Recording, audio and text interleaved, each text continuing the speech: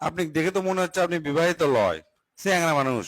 আপনি কি জানেন এই কোম্পানির চাকরি যারা করে তারা সগলি বিবাহিত, অবিবাহিত খামার লেই না। কৃষক জানেন বিবাহিত লিলিয়ার সুবিধা কি? এরা বাড়ির যাওয়ার চায় না, বুঝছেন? বইয়ের খেস খেসা নিতে বাড়ির যাওয়ার চায় না, অফিসতি থাকে যতই গেলাই নাকে। স্যার আমি বিয়ে করছি, প্রয়োজনে স্যার অফিসতি থাকবো, বাড়ির যাবো না, তো আমার চাকরি দরকার স্যার। আমারও একই অবস্থা স্যার, আমার না ইন্টারভিউ নেন, আমি আপনি এটি চাকরি করবে চাচ্ছি। ঠিক আছে লেন, আপনি বউ লেটা রচনা করেন, যদি সুন্দর করে কভার পারেন তাহলে আপনি চাকরি কনফার্ম। স্যার কভার পাবো না মানে? আমার নিজের অভিজ্ঞতা আপনি করছি শোনেন।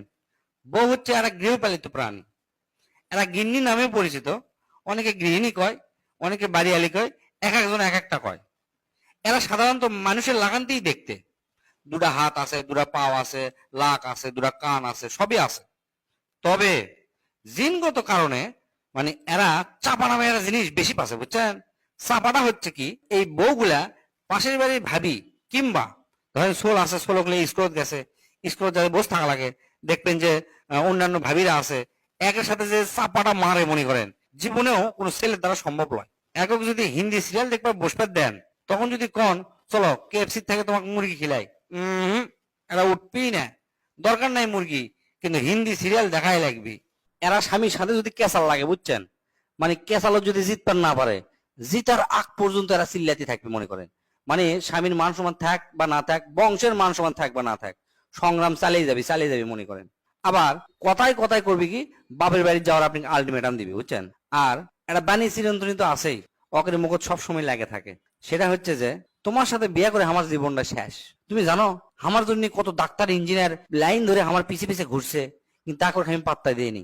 কলেজে কত প্রেমপত্র পাইছি, মানে আমি নায়িকা আসলো নায়িকা, টাইম দেয়নি কাকু। শেষে এসে তোমার মতো রাম ছাগল আমাকে বিয়ে করা লাগলো। এই ডায়লগ মনে করেন আমার মনে হয় এই পৃথিবী, আচ্ছা পৃথিবী বাদ দিন, বাংলাদেশের 90টা বেড়া চলক এটা শোনা লাগে। আর মিচ্ছানাতি চোখ দিয়ে যে এত পানি বাড়ায়, মানে ক্যাঙ্কা করে যে এনাতেই কান্দা পারে আমরা তো নিজেও জানি না। আর নারী নির্যাতনের কেস তো আছেই, মানে আমাদের পুরো একটা কপাল, পুরুষ নির্যাতনের কোনো কেস নাই। অথচ এই দেশত জরিপ করে দেখা যাবে যে 100 জনের মধ্যে 70 জন পুরুষ পুরুষ নির্যাতিত হচ্ছে, বইরা নির্যাতিত হচ্ছে না। অথচ সেই জিনিস বাংলাদেশত নাই। এটা কি কারো চোখত পড়ছে না? আর তুলনার কথা যদি একবার শোনেন, মানে প্রতিদিন আপনি তুলনার কথা শোনা লাগবে। মনে করেন আপনার বাড়ি 5 তালা, সব কিছু আছে, তারপরেও বউ কানে কাছে ঘ্যান ঘ্যান করে কি করবে জানেন? দেখছো অমুকের বাড়ি 10 তালা, অমুক বিএমডাব্লিউডি গাড়ি চালাচ্ছে, আর তুমি মাত্র এই টয়োটা গাড়ি চালাচ্ছ, এটা হলো?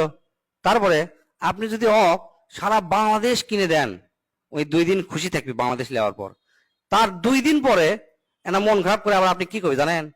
বেশ, তুমি আমাকে বাংলাদেশ দিছ, বাংলাদেশ একটা মিথ্যানা দেশ, দেখো পাশের দেশ দেখো ভারত কত বড়, উনকে একটা দেশ দিলে আমার জন্য ভালো হলো নি।